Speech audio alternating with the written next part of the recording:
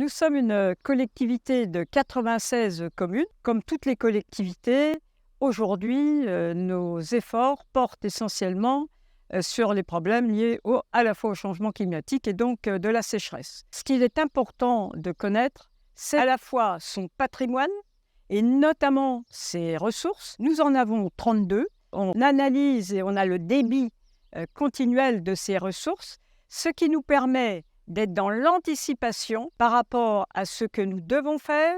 Et comme toutes nos communes sont interconnectées, on soulage la ressource par ces interconnexions.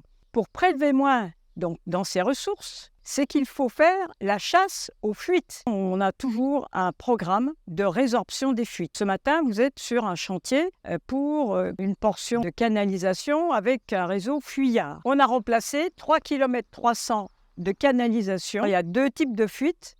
Les grosses fuites, ce qu'on appelle les réseaux fuyards, sur lesquels nous investissons tous les ans pour résorber ces fuites. Et puis, il y a des micro-fuites, et là aussi, nous agissons. Et ensuite, on va s'intéresser de plus près à ce qui se passe chez l'habitant. La collectivité doit donc s'assurer d'avoir de l'eau par le biais de ses ressources. La collectivité doit éviter de perdre de l'eau dans son transport.